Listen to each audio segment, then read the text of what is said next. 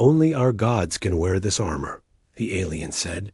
His voice, deep and heavy with age. Captain Daniel Cross stood at the edge of the alien temple, staring at the black suit of armor glowing faintly under the dim light.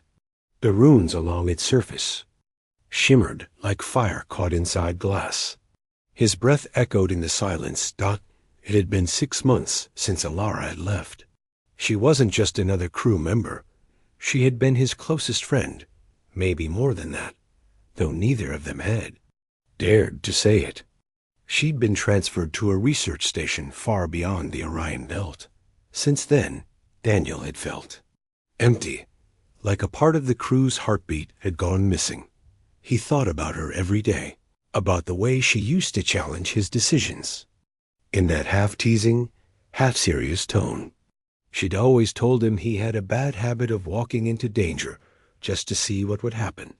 And now, here he was, staring at danger itself. The alien priest beside him, Karvesh, was older than the temple walls. His voice carried centuries of warning. The last time one of your kind touched this armor, they burned away like dust in sunlight. It is not for mortals. It is not for you. Daniel didn't answer right away. Instead, he ran his hand over the rough stone railing that separated them from the relic. The temple smelled of dry earth and something faintly metallic, like a storm waiting to break. He could almost hear Alara's voice in his mind. You're not going to touch it, are you? He wanted to tell her he wasn't. He wanted to tell her he could walk away. But the truth was, he felt drawn to it, not out of pride, but out of a quiet, aching need. Ever since she'd gone, he'd been looking for something to fill that space, something that would make him feel less small. This armor, Karvesh continued, was made for beings who could command the stars. It will destroy you. Daniel looked at the priest, then back at the armor. Or maybe it'll let me reach her. The alien frowned. What do? You mean? Daniel didn't explain. How could he? The research station where Ilara worked was too far for ordinary ships, too deep into alien territory. The journey was impossible, unless he had something more, something like that armor. He stepped forward. The runes brightened at his approach, casting a warm, golden glow. His crew shifted nervously at the doorway, whispering warnings, but no one tried to stop him. The air grew heavier. Each step toward the relic felt like wading through water, slow and deliberate. The hum of the runes filled the chamber like a low heartbeat. He reached out, and the priest's voice grew sharp. Human, stop. Daniel paused, hand hovering over the armor's surface. He remembered the last time he had spoken to Ilara. She had stood at the boarding ramp, her expression soft but unreadable. Take care of yourself, Daniel, she'd said. I'll see you when I see you. Those words had stayed with him, and so had the silence that followed. He closed his eyes and touched the armor dot. It was warm. Not burning, not biting, just alive. The runes flared brighter, lighting the whole chamber. The crew gasped. The priest took a step back, eyes wide. Daniel felt a rush of energy up his arm, into his chest. For a moment, he thought he might black out. But then it steadied, wrapping around him like a second skin. The armor didn't reject him.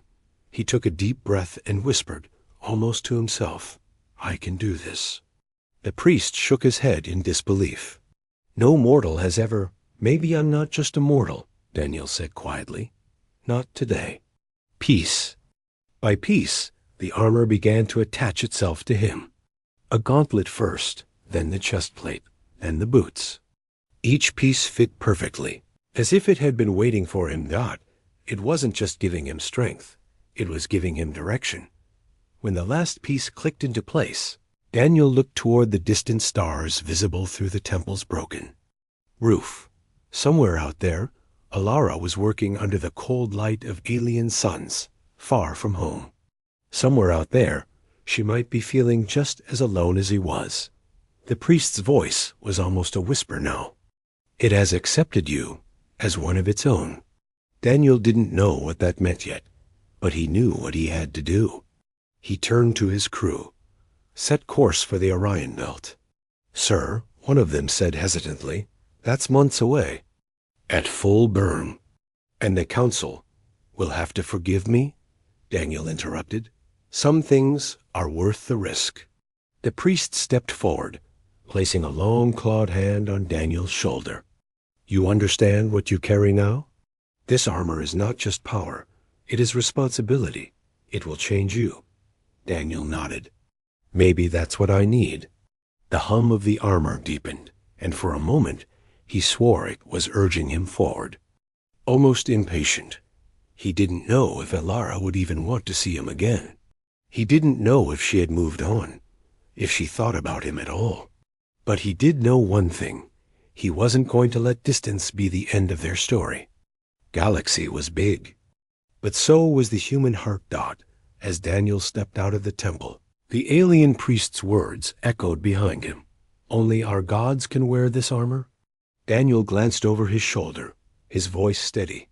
"Maybe you just met another one." Asterisk the engines of the Aurora's wake hummed softly as the ship left Harkaw's orbit. Daniel stood on the bridge, watching the stars stretch into thin white lines as they jumped into faster-than-light travel. The black armor clung to him like a shadow, warm and alive.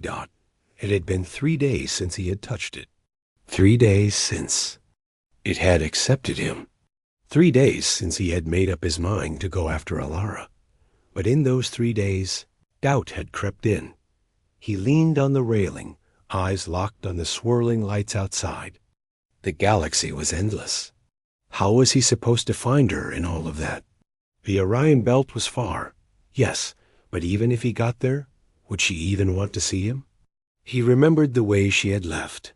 No big goodbye, no promises, just that quiet. "I'll see you when I see you."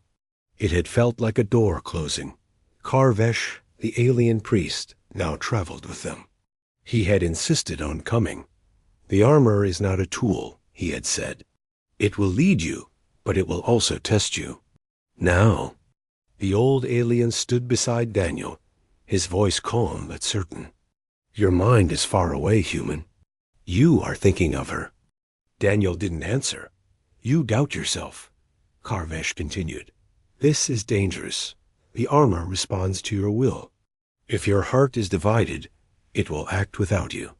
Daniel's jaw tightened. "She's important to me." "And she's too far. I can't send a message, not without alerting people who'll try to stop me. And even if I could, I don't know what I'd say." Karvesh studied him for a long time. "You humans, you burn so brightly for the ones you care about. It is your strength, but also your weakness. My people would call this foolish. Yet, I wonder, perhaps this is why the armor accepted you." Daniel looked down at the dark plates along his arm. The runes pulsed faintly, like a heartbeat. "Maybe it's just a machine that made a mistake." "No," the alien said. "It is never wrong. It chose you because you do what others will not." That night, Daniel couldn't sleep. He walked the quiet corridors of the ship, passing crew members who nodded but didn't ask questions. They could all feel the shift in him. The armor was more than metal. It was changing the way he carried himself. In the observation lounge, he found Lyra, the ship's comm officer, staring out at the stars. She had known Elara too. "You're still thinking about her," Lyra said gently. Daniel gave a small, tired smile. "Is it that obvious?" "Only to people who've been there," she replied. "You miss her, but you don't know how to close the distance. The longer you wait, the heavier it gets." He sank into the chair beside her. "It's not just the distance. It's, what if she's different now? What if I'm chasing something that's already gone?" Lyra shrugged.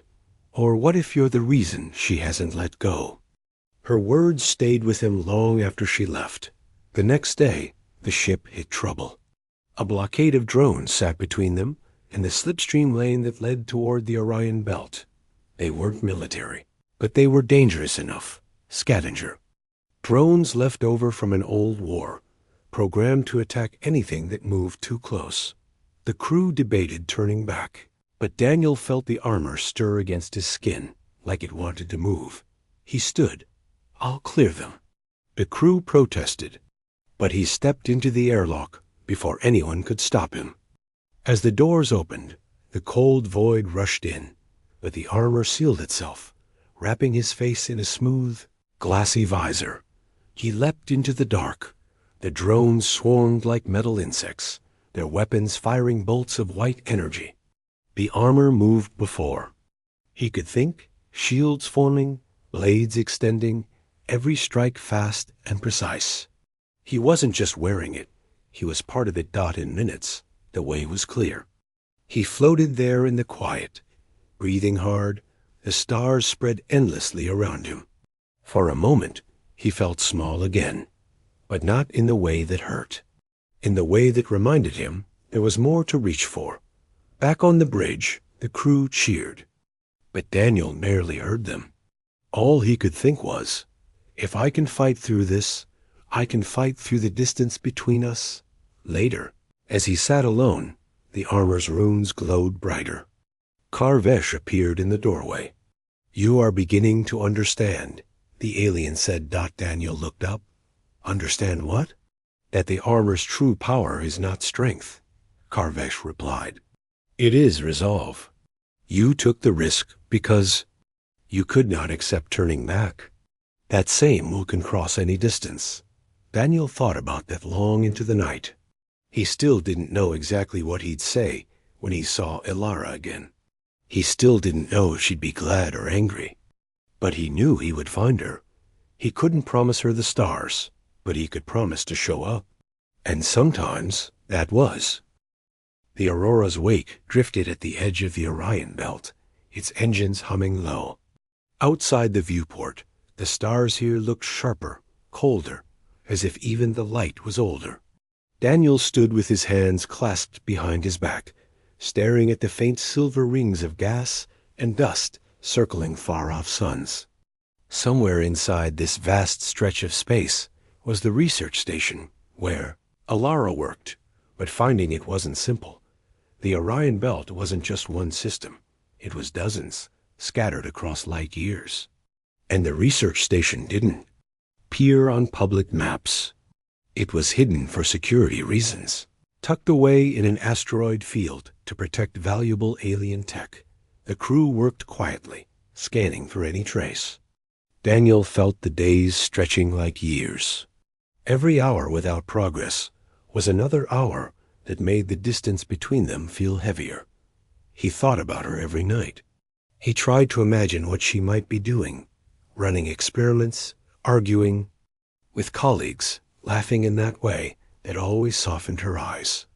But as much as he wanted to believe she missed him too, there was a small, sharp fear that maybe she didn T.K.H.A.R.vesh, who had been watching him closely, finally spoke. "You carry the weight of uncertainty. It slows your steps." Daniel gave a tired smile. "You read me too easily." "I have lived long enough to know the signs," the alien priest replied.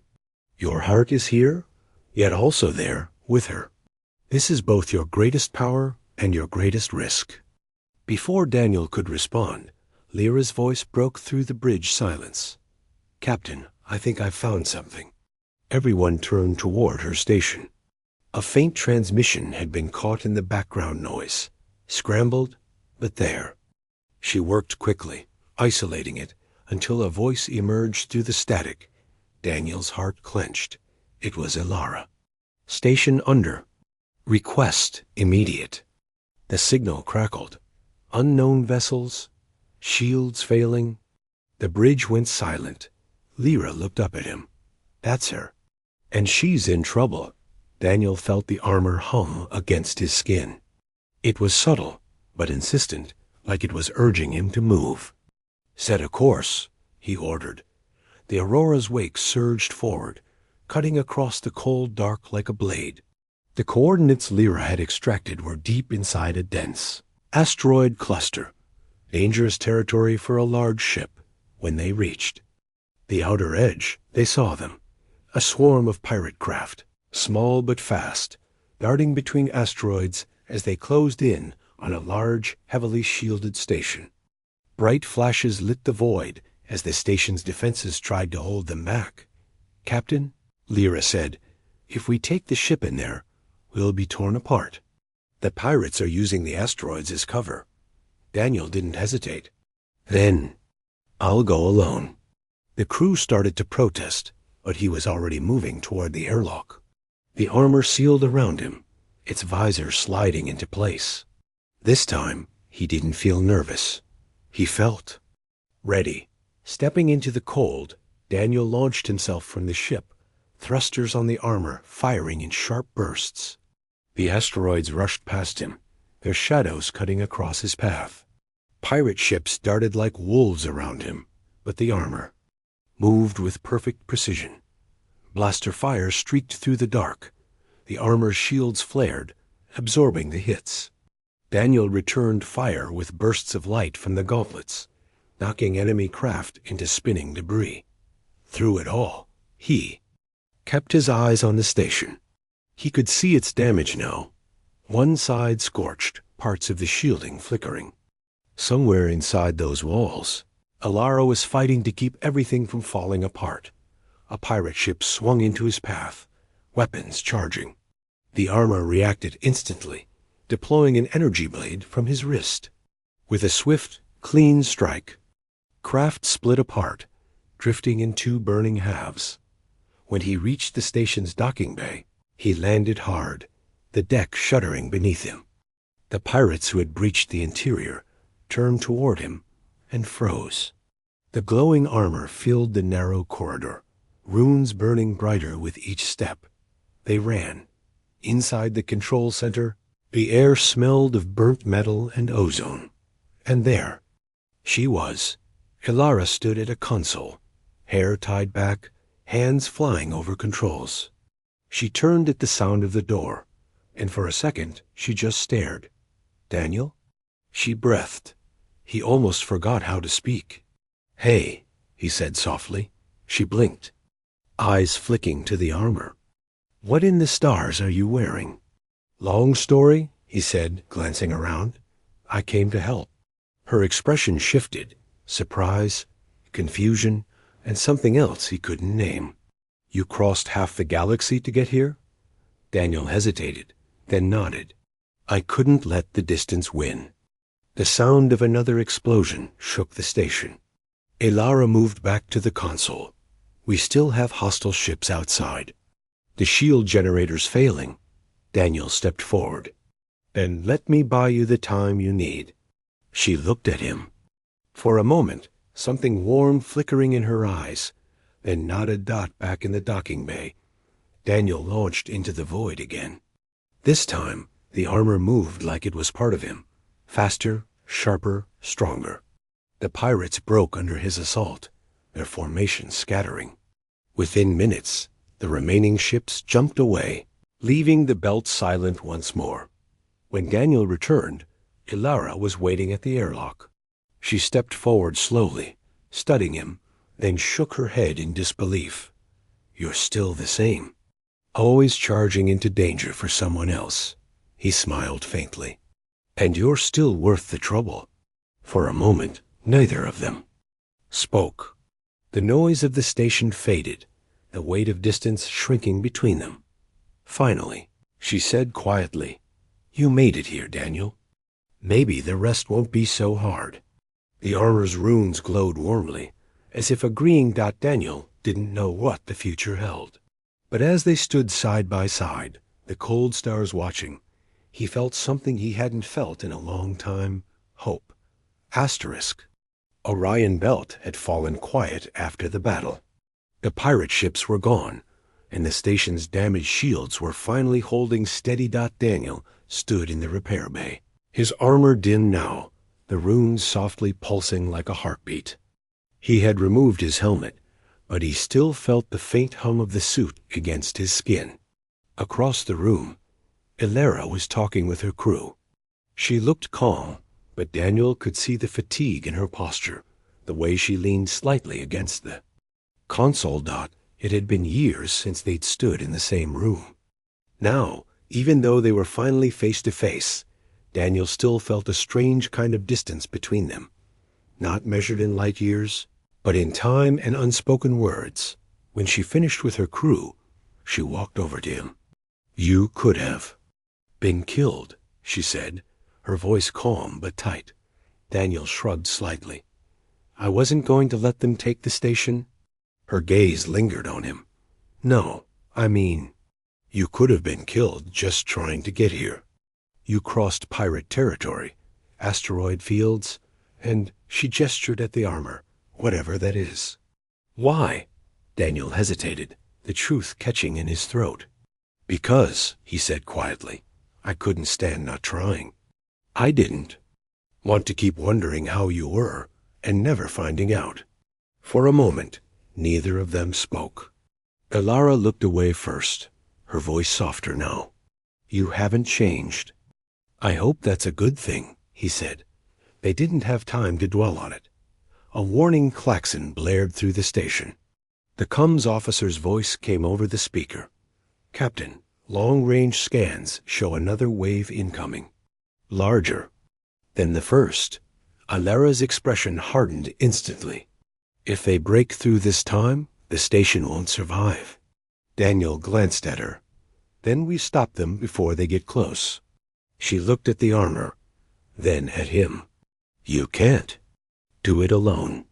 And I'm not letting you try."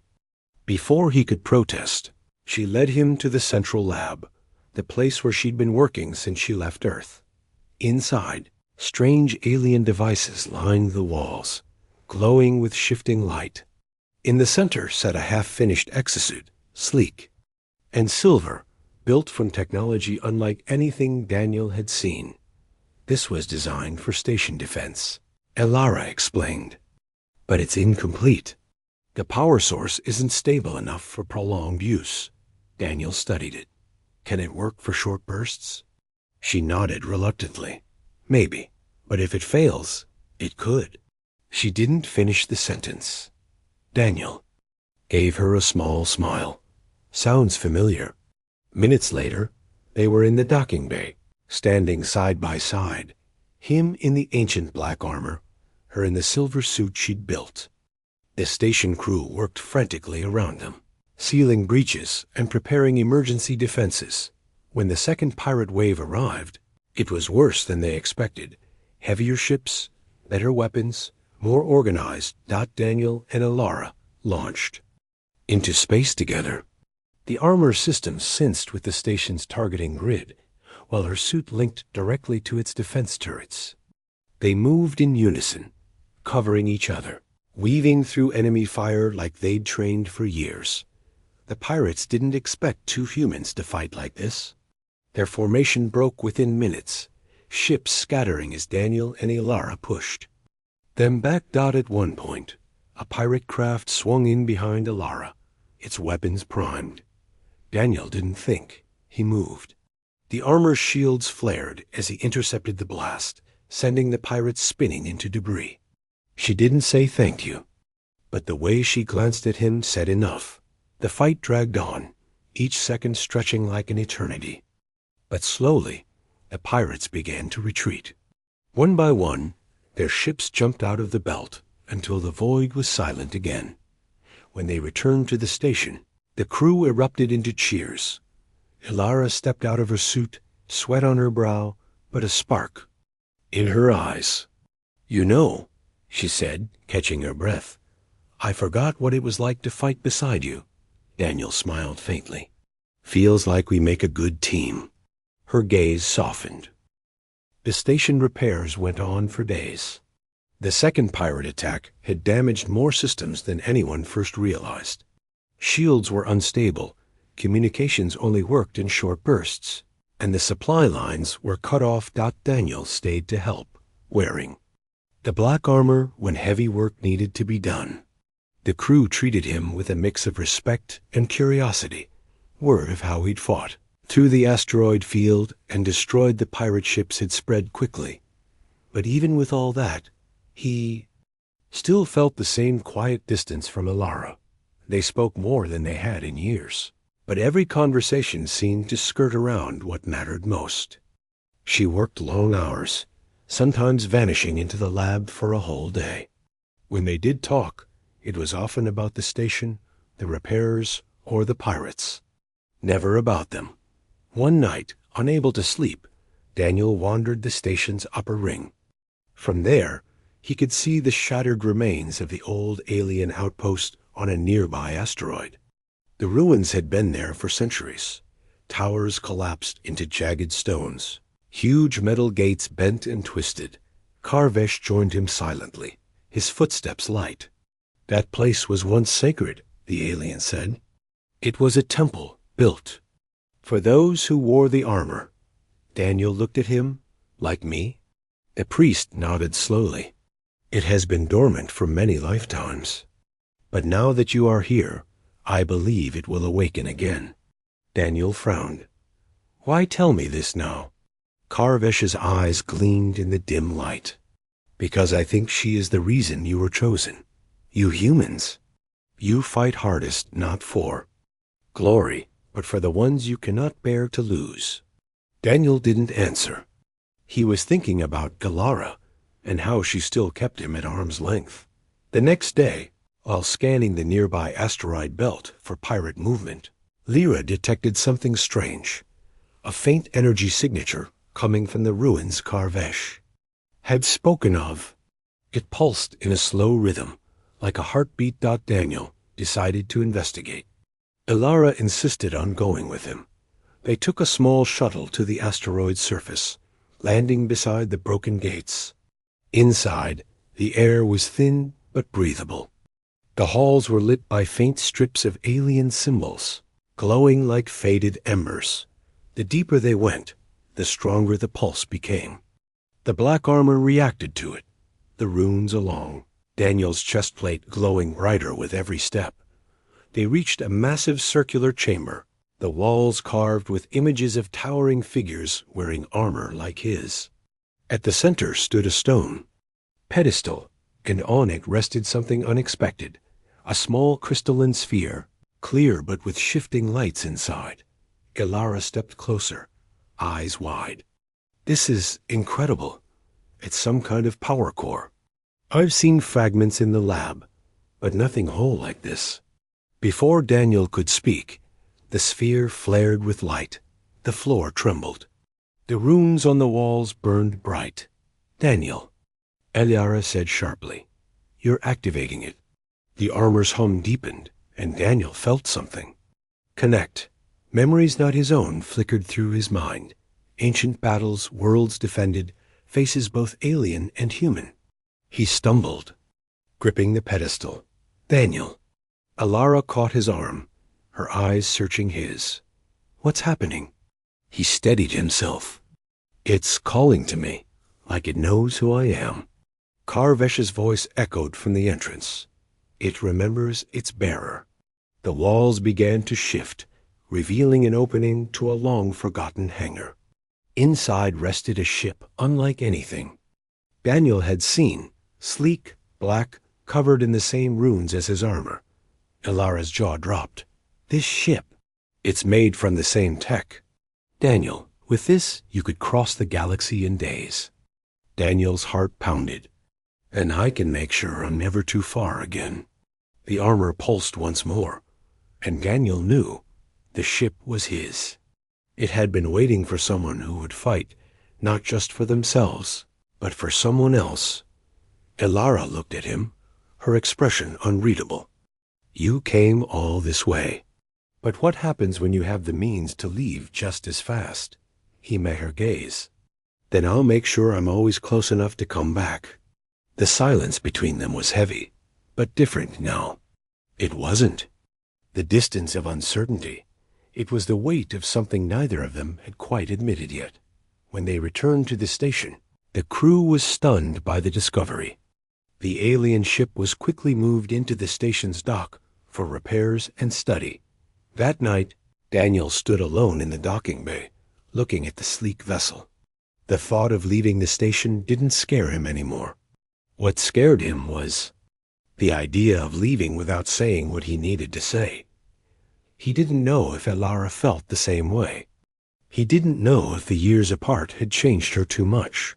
But he knew he'd crossed too many stars to let the silence keep winning. The galaxy was vast, but maybe, just maybe, it was small enough for them to find each other again. Asterisk.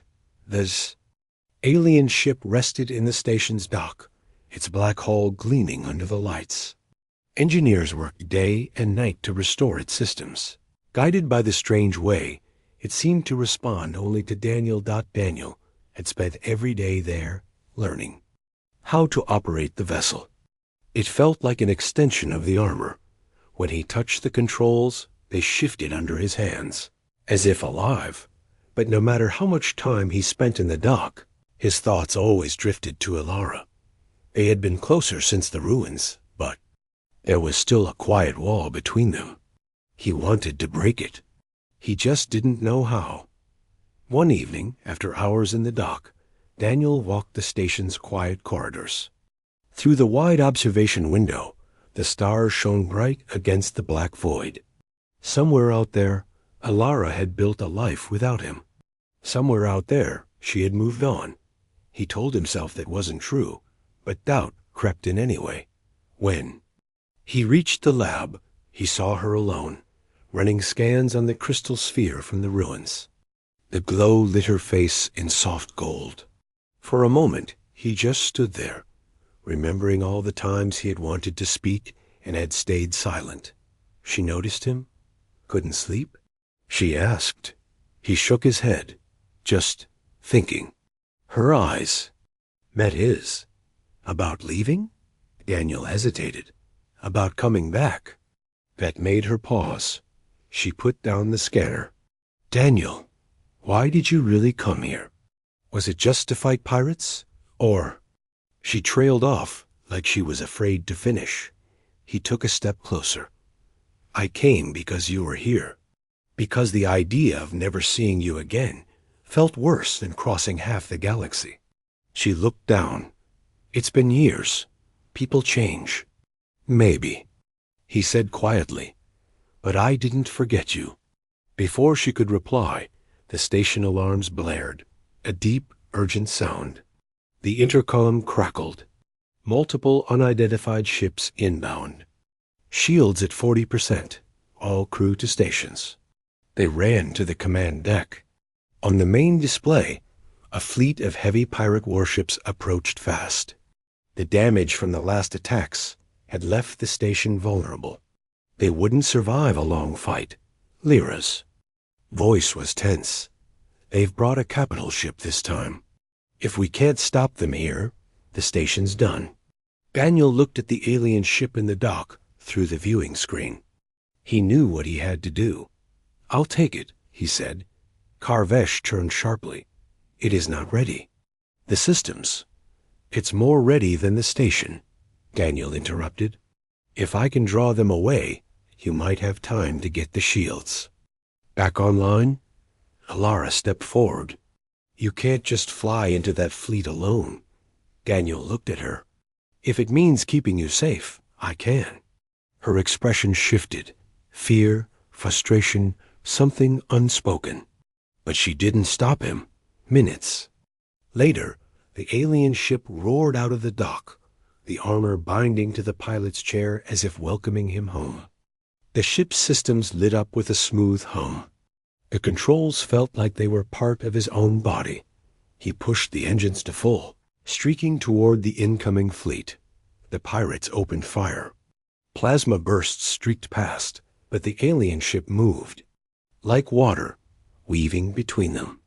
Daniel's hands moved instinctively, the runes along the hull glowing brighter with every maneuver. He targeted the lead frigate, unleashing a burst of energy that tore through its shields in one shot. The pirates scattered in shock. The capital ship loomed ahead, massive and bristling with guns. Daniel knew he couldn't destroy it alone, but maybe he didn't need to. He opened a channel to the station. Lyra, aim all remaining weapons. At their engines. When I give the signal, fire everything. He dove low under the capital ship's hull, drawing its guns downward. The smaller pirate ships chased him, but the alien vessel's speed left them struggling to keep up. Now! Daniel shouted. The station's weapons fired in a single volley, striking the capital ship's exposed engines. The explosion lit the darkness, and the huge vessel began to drift, powerless. The pirates broke formation. Retreating into the black dot, Daniel exhaled slowly. They're gone. When he returned to the station, the crew greeted him with cheers. But his eyes searched. For one face, he found Alara waiting in the docking bay. She didn't speak. She just stepped forward and hugged him. Hard. You're insane, she murmured, her voice unsteady. Maybe, he said softly, but I'm not going anywhere without you. For the first time since they'd been reunited, she didn't look away. Then maybe it's time I stopped keeping my distance. They stood there, the black armor between them, the stars beyond, and Daniel felt that maybe the distance they'd carried for years was finally closing. The galaxy was still dangerous. They might be pulled apart again. But in that moment, he knew something certain. Humans didn't stop trying just because the odds were against them. They fought for home, for love, for the hope that even across 1,000 light years, they could find each other again.